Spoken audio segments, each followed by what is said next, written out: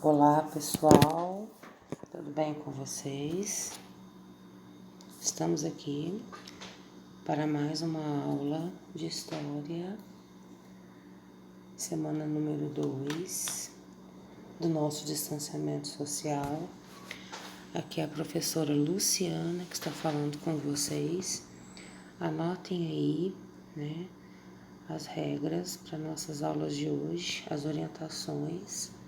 Vocês irão assistir essa videoaula, depois irão ler o texto de apoio e os slides com atenção, com muita calma.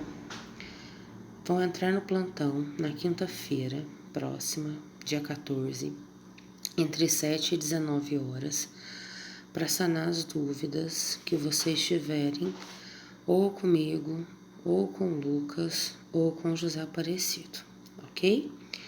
O texto de apoio e os slides não é necessário copiar, não precisa copiar, ok? Porém, as questões é para serem copiadas a caneta e respondidas a lápis, ok? Boa aula! E qual é o tema da nossa aula de hoje, galera? Tchan, tchan, tchan, tchan. Primeira Guerra Mundial. Nossa, quanto tempo demoramos, hein? Desde o 6º ano. Tanta ansiedade, tantas perguntas, tantas curiosidades vocês tinham, né? Sobre as grandes guerras mundiais. E finalmente este momento chegou, né? O momento da gente aprender sobre os motivos que causaram esses grandes conflitos mundiais que tanto apetecem aí, né? A nossa curiosidade. Então vamos lá? Olha só. A Primeira Guerra Mundial, pessoal, ela teve principalmente 4 motivos que causaram este conflito, ok? E o principal desses motivos foi o imperialismo, tá? O imperialismo, que nós já estudamos lá o ano passado, o imperialismo lá do século XIX. Só para recapitular um pouquinho, a Inglaterra, lá na metade do século XVIII, por volta da metade do século XVIII, a Inglaterra sofre o processo da Revolução Industrial. O que foi isso? Os produtos deixam de ser fabricados de forma artesanal, ou seja, manualmente, e passam a ser fabricados nas máquinas, dentro das indústrias, certo? Por ser a pioneira na Revolução Industrial, a Inglaterra ela fica um tempo tranquila lá na Europa, produzindo e vendendo seus tecidos, as suas mercadorias industriais para os países que não tinham ainda sofrido o processo de Revolução Industrial.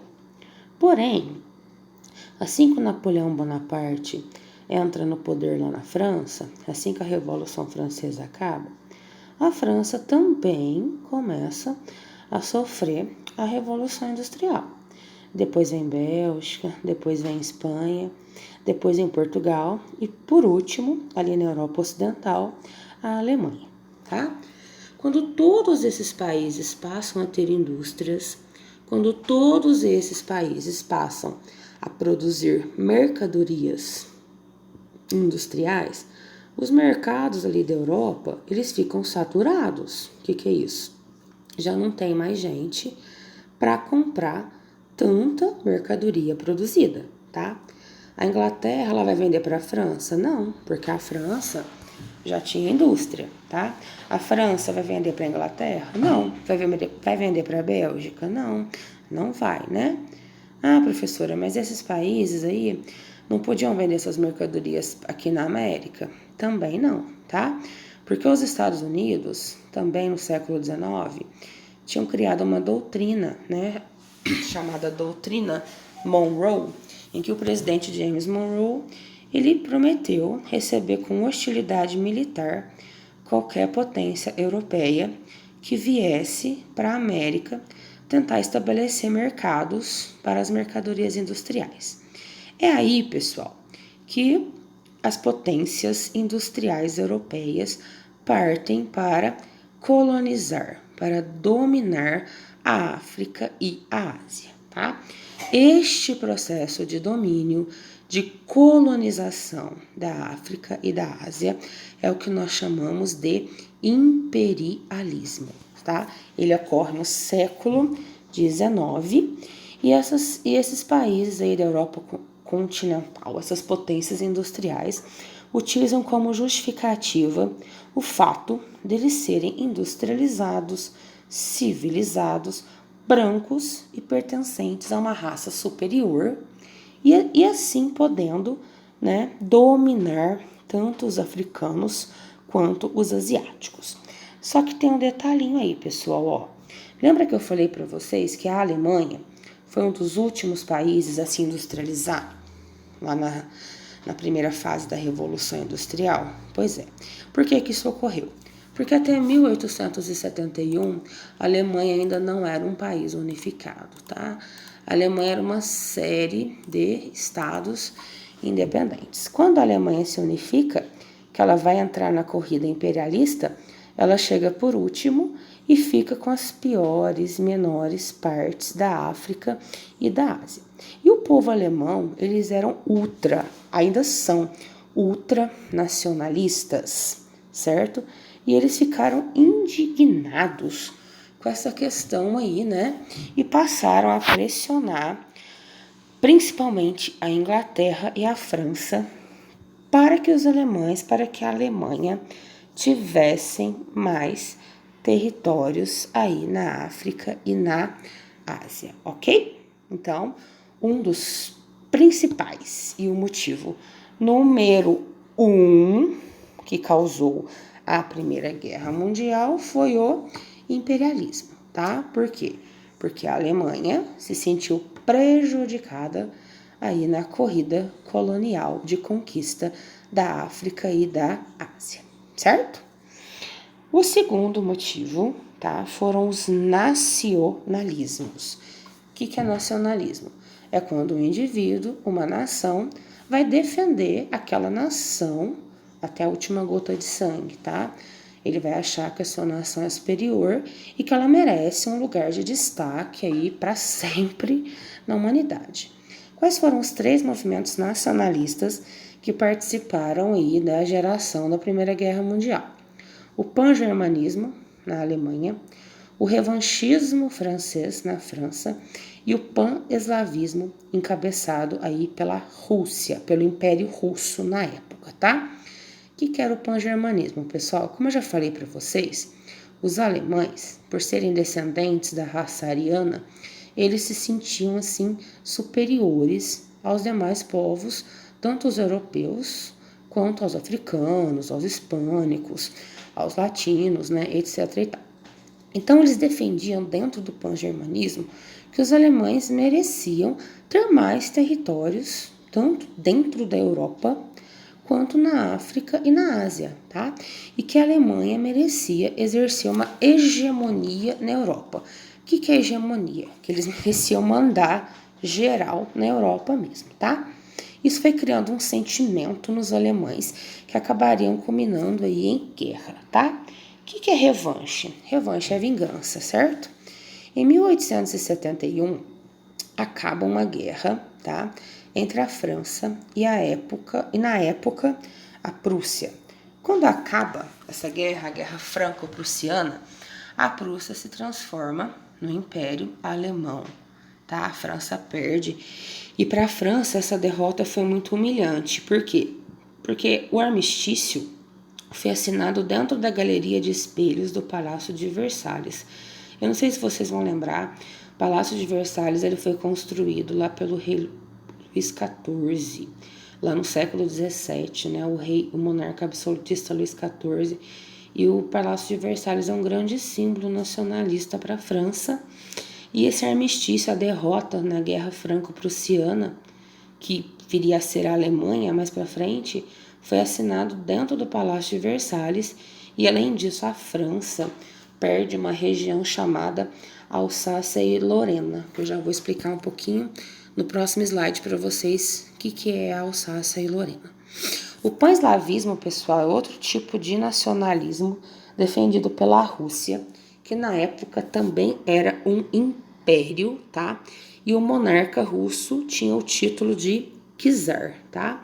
O que o czar queria? Ele queria reunir todos os povos eslavos da Europa, certo? Os russos, os bielorrussos, os habitantes da Ucrânia, da Polônia, os da República Tcheca, Eslováquia, Bulgária, Croácia, Macedônia, Sérvia, Bósnia, Herzegovina, do Kosovo, da Eslovênia e do Montenegro. Então a Rússia pretendia, né, submeter, conquistar todos esses países, tá, para o czar governar, tá? Dentro dessa galera aí, né, principalmente a Sérvia e a Bósnia, que eu grifei para vocês, se localiza na província dos Balcãs, tá? Na época, a província dos Balcãs estava sob o domínio do Império Austro-Húngaro, que hoje são dois países, a Áustria e a Hungria, tá? Os sérvios, eles queriam dominar a Bósnia, certo? Então, o que acontece? A Rússia estava apoiando a Sérvia, tá?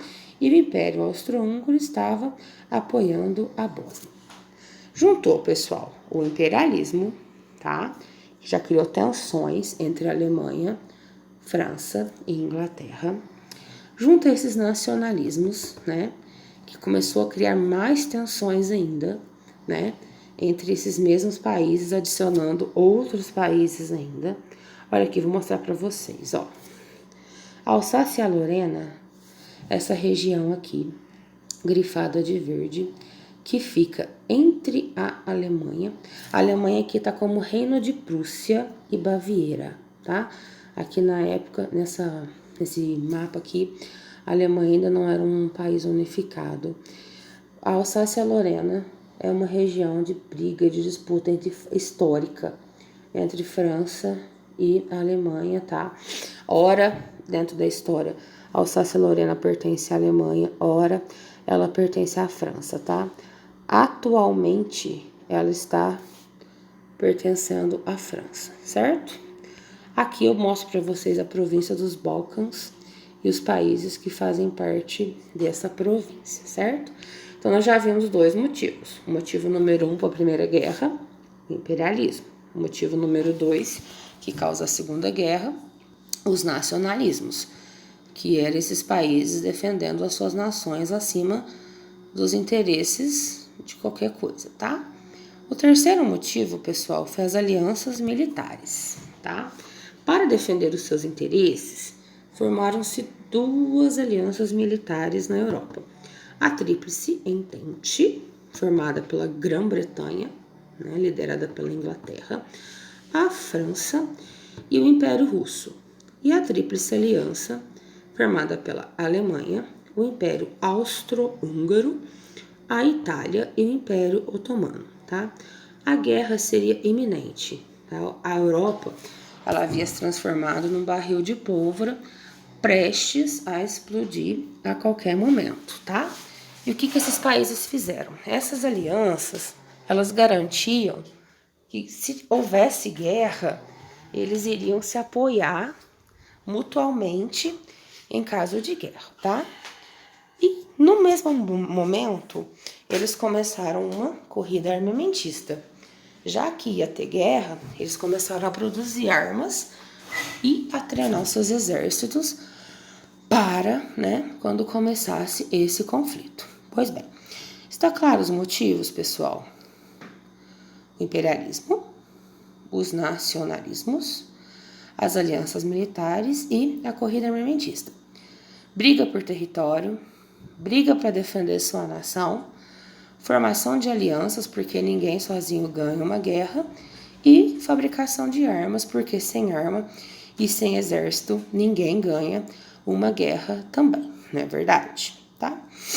Aqui eu vou mostrar o mapa da Europa para vocês antes da Primeira Guerra, tá? Olha como que ele era. Tinha vários impérios, ó. O Império Alemão, o Império Austro-Húngaro, o Império Russo e o Império Turco-Otomano. Como nós vamos ver mais para frente, após o fim da Primeira Guerra, esses impérios eles vão ser desmantelados, tá? Eles vão se desmanchar e vão se tornar países independentes. Aqui é Alsácia e Lorena. Por que Alsácia e Lorena sempre foi uma região vítima de disputas entre Alemanha e França? Porque ela é uma região rica em minério de ferro, tá? As armas de uma guerra, elas são feitas do quê, pessoal? De ferro, né? Alsácia e Lorena, ela foi disputada tanto na Primeira quanto na Segunda Guerra Mundial, porque um país, ele precisa de recurso de guerra, tá? Então, por isso que eles queriam a Alsácia e Lorena para eles de qualquer forma, tá? Eles só precisavam, pessoal, esses países, de um estopim, ou seja, um motivo, né, para que essa guerra começasse. E qual foi esse estopim? O assassinato do príncipe herdeiro, né, do trono do Império Austro-Húngaro, o Francisco Ferdinando, e da esposa dele, a princesa Sofia, quando eles foram visitar Sarajevo, que é a capital da Bósnia, no dia 28 de junho de 1914, tá? Como o Império Austro-Húngaro estava dominando a Bósnia e a Bósnia queria se libertar deste domínio, eles interpretaram essa visita como uma provocação, tá? Aí um nacionalista chamado Gravilo Príncipe, ele era um bósnio, ele simplesmente se mete na frente do carro, né, que estava transportando o Francisco Ferdinando e a esposa, dá um tiro em cada um e mata os dois. Esse assassinato desencadeia uma crise política super grave, tá? Que fica conhecida como a crise de julho. Porque no mês de julho, essas tensões que eu falei para vocês, né, do barril de pólvora da Europa, elas se tornam mais graves ainda, tá? Que vai desencadeando uma série de declarações de guerra. A Sérvia, ela passa a querer se libertar da Áustria. Então, no dia 29 de julho de 1914, a Áustria declara guerra à Sérvia. Em seguida, para defender a Sérvia, lembra da política de alianças lá, a Tríplice Entente versus a Tríplice Aliança? A Rússia, ela vai declarar guerra à Sérvia. A Alemanha, que era uma mega inimiga da Rússia, no dia seguinte, 2 dias depois, dia 1 de agosto, declara guerra à Rússia, tá? França e Alemanha, né? Lembra do revanchismo francês? A Alemanha declara guerra à França dia 3 de agosto. E no dia 4 de agosto, oficialmente, começa a Primeira Guerra Mundial, quando a Inglaterra declara guerra à Alemanha, tá?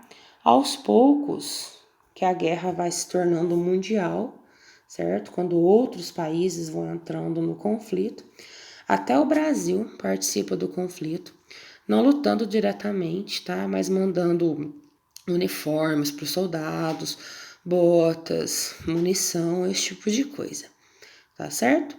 Este conflito, apesar de ser mundial, de ter envolvimento mundial, ele tem, né, a maioria de suas frentes de combate na Europa, certo? Com duas frentes.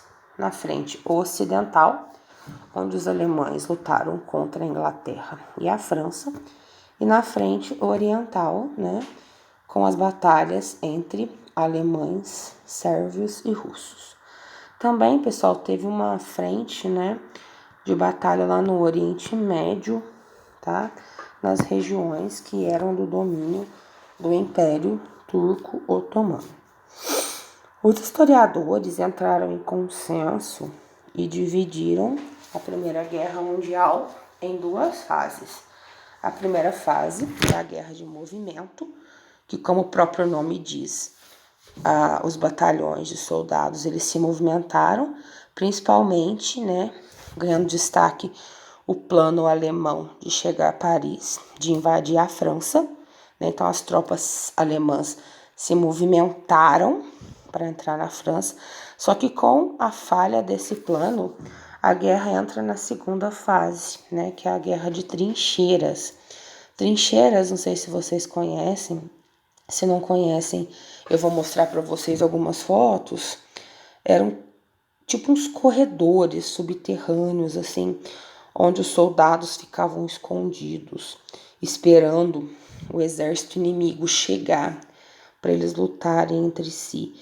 Eles ficavam lá dias, semanas, com meio de corpos que iam apodrecendo, no meio de ratos, baratas.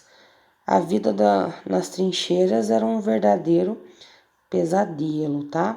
Ganha destaque as batalhas de trincheira de Verdun e Somme, tá? A parte mais triste das guerras mundiais foi o uso das novas tecnologias, né, fruto aí da segunda fase da Revolução Industrial, tecnologias essas que poderiam ter sido usadas para o bem, para a evolução da humanidade. Essas tecnologias elas foram usadas para matar cerca de 10 milhões de pessoas nas batalhas e deixar mais de 15 milhões de feridos, tá? Tecnologias como as metralhadoras, os balões dirigíveis, os tanques de guerra, os submarinos, os couraçados, né, que são navios especializados em caçar submarinos, os lança-chamas e as armas químicas, né, como o gás mostarda e o gás, clorídrico. Pessoal, aqui eu coloquei algumas fotos, ó, das armas da Segunda Guerra Mundial. Aqui eu tenho um submarino para mostrar para vocês, né?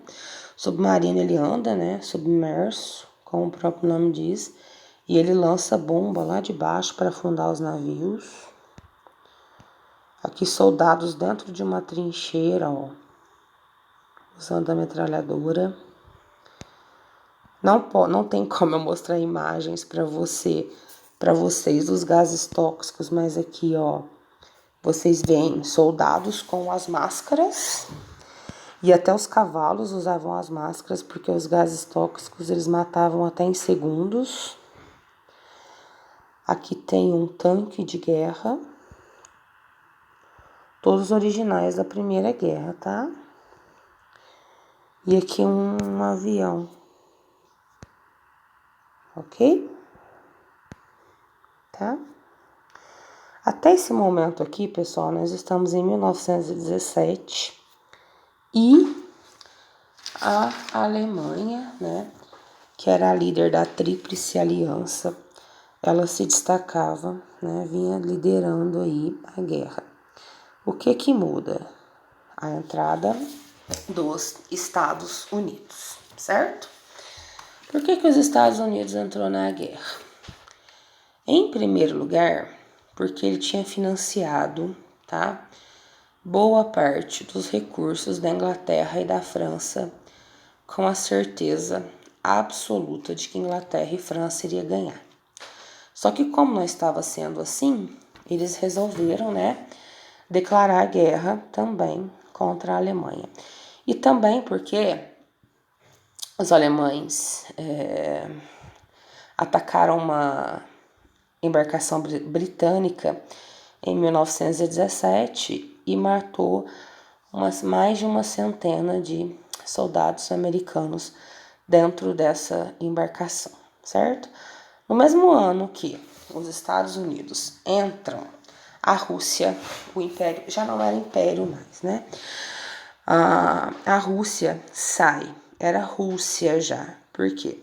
Porque a Rússia passava, nessa época, por uma guerra civil, a Revolução Russa, que inclusive nós vamos ver no nosso próximo tema, tá?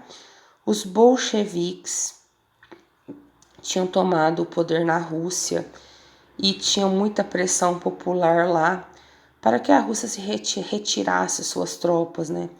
Se retirasse da Primeira Guerra Mundial e duas guerras, né? Os russos não iriam aguentar. Então, ao mesmo tempo que os Estados Unidos saem aí da Ao mesmo tempo que a Rússia sai da Tríplice Entente, já não era Império Russo mais, tá? Porque em fevereiro de 1917, o czar Nicolai II havia sido derrubado pela Revolução Socialista lá na Rússia e já tinha desmantelado o Império Russo lá. Então eles decidem sair, né, os bolcheviques, liderado lá pelo Lenin, ele decide sair da Primeira Guerra e se concentrar lá na reconstrução da Rússia. Com a saída da Rússia e a entrada dos Estados Unidos, há uma inversão rápida das forças, tá? E pouco a pouco, os membros da Tríplice Aliança vão sendo vencidos. O último a se render é o Império Alemão, que já também não era uma monarquia, tá? Já era uma república, certo? Um partido chamado Social Democrata havia implantado uma república lá na Alemanha que estava arrasada, economia arrasada, recursos arrasados, estrutura arrasada. Então eles decidem assinar o armistício. Fato interessante, ó. O armistício, a rendição da Alemanha da Primeira Guerra, ela também foi assinada. Olha que bonito, ó. Na Galeria de Espelhos do Palácio de Versalhes. O Palácio de Versalhes é maravilhoso. Se vocês tiverem a oportunidade de ir, maravilhoso também. Se não tiverem, pelo menos naveguem na internet, tá? No Palácio de Versalhes, que é muito bonito lá dentro, tá bom? É muito bonito lá. Compensa, tá bom, pessoal? Certo? Esse Tratado de Versalhes, que foi o armistício, a rendição alemã, foi assinado no mesmo lugar que foi assinado o armistício lá da Guerra Franco-Prussiana. Lembra lá no começo da aula que eu expliquei para vocês que a França perdeu, né, da Prússia? Só que agora foi realmente a revanche da França. O Tratado de Versalhes, pessoal, é a porta de entrada para a Segunda Guerra Mundial, tá? Nós vamos falar muito dele esse ano, então prestem bastante atenção agora. Ele foi assinado em junho de 1919, tá? Ele responsabiliza a Alemanha praticamente sozinha pela Primeira Guerra Mundial, tá? E a Alemanha, ela recebeu muitas punições, severas punições dentro do Tratado de Versalhes, tá? Eles tiveram que pagar aos alemães uma multa bilionária para a Tríplice Entente. Eles tiveram que parar de produzir armas de guerra. O seu exército, que era super, mega, power poderoso, foi reduzido a 100 mil soldados. E a Alemanha perdeu todas as suas colônias na África. Perdeu a Alsácia e a Lorena.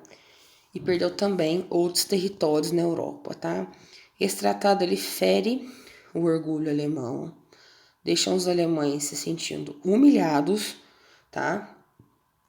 Aí surge um cara, o Adolf Hitler, que nós vamos ver um pouquinho mais pra frente, cria o nazismo e canaliza um sentimento de vingança dos alemães muito grande, né? Devido a essas punições severas do Tratado de Versalhes, e esse sentimento de vingança vai dar origem ao início da Segunda Guerra Mundial, certo? Então guardem aí sobre o Tratado de Versalhes. A Primeira Guerra, como eu disse para vocês, até então, ela foi o maior conflito bélico que a humanidade já havia presenciado. Infelizmente, né? E um conflito de tamanha magnitude, pessoal, não ia deixar, né, nenhum tipo de consequência. Como eu já falei para vocês, mais de 25 milhões de vítimas, uma reconfiguração total do mapa da Europa, os impérios desmantelados, desaparecem praticamente todos os impérios da Europa, fronteiras são reconfiguradas, novos países surgem na Europa e principalmente os Estados Unidos, eles despontam aí como a maior potência mundial, tá? a uma transferência do centro de poder político e econômico da Europa para a América do Norte. Por quê? Porque como a maioria das batalhas ocorreram na Europa, a Europa fica destruída, tá? A Europa fica quebrada e destruída, certo? Essa destruição da Europa, ela é a porta, né, para os Estados Unidos se tornar a maior potência mundial, porque quem vai refinanciar essa reconstrução é os Estados Unidos, ok, tá? Vou mostrar para vocês um mapinha aqui, ó. O mapa da esquerda é a Europa depois da Primeira Guerra. Desculpa, antes da Primeira Guerra. E o mapinha da direita, ó, é a Europa depois da Primeira Guerra. Tá vendo? Por exemplo, ó, a Polônia existia? Não, né? A Polônia passa a existir. Iugoslávia? Não, né?